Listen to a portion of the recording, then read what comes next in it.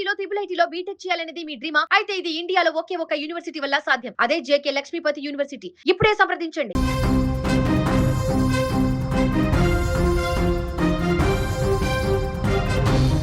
పార్కింగ్లో నిలిపి ఉంచిన లుఫ్తాన్సాకు చెందిన ఓ బోయింగ్ విమానం ఉన్నట్టుండి నేలపై పడింది. ఈ ఘటనలో పలువురు సిబ్బంది గాయపడ్డారు. ఫ్రాంక్ఫర్ట్ విమానాశ్రయంలో ఈ ఘటన చోటు చేసుకోగా దీనికి సంబంధించినటువంటి దృశ్యాలు నెట్టింట తెగ వైరల్ అవుతున్నాయి. లుఫ్తాన్సాకు చెందినటువంటి బోయింగ్ 787-9 విమానం ఫ్రాంక్ఫర్ట్ నుంచి లాస్ ఏంజల్కు వెళ్లాల్సి ఉంది. ఈ క్రమంలో ఫ్రాంక్ఫర్ట్ గేట్ వద్ద పార్క్ చేసి ఉన్నటువంటి ఈ విమానం ల్యాండింగ్ గేర్ ఉన్నట్టుండి విరిగిపోయింది. దీంతో విమానం ముందు భాగం నేలపై కుప్పకూలింది. ఘటన జరిగినటువంటి సమయంలో ఆ విమానంలో ప్రయాణికులు ఎవరూ లేరని ఎయిర్లైన్స్ ప్రతినిధి తెలిపారు. అయితే విమానంలో పలువురు విమానయాన సిబ్బంది, గ్రౌండ్ స్టాఫ్ ఉన్నారని వెల్లడించారు. వారికి చిన్నపాటి గాయాలు కావడంతో వారిని ఆసుపత్రికి తరలించి చికిత్స అందిస్తున్నట్టుగా పేర్కొన్నారు.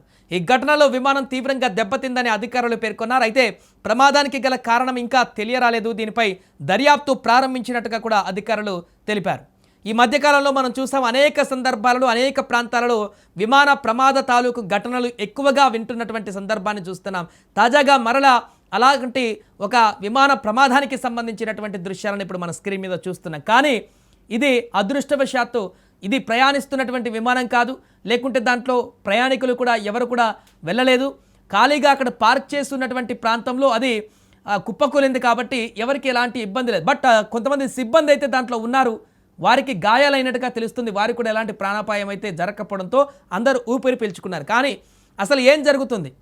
విమాన సిబ్బంది, విమాన సర్వీసులలో వరుసగా జరుగుతున్నటువంటి ఇలాంటి వైఫల్యాలు, గాల్లోకి వెళ్ళినప్పుడు పడిపోవడమా, లేకుంటే ఇక్కడ రన్వే పైన రకరకాలుగా ప్రమాదాలు జరగడమా, ఇప్పుడు ఇది పార్కింగ్లో ఉన్నది కూడా కింద పడిపోవడమా, ఇలాంటి వరుస ఘటనలు చూస్తుంటే విమాన ప్రయాణాలకు సంబంధించే ప్రయాణించేటువంటి ప్రయాణికుల్లో ఆందోళనలు మరింత పెరుగుతున్నటువంటి పరిస్థితి ఏర్పడుతుంది.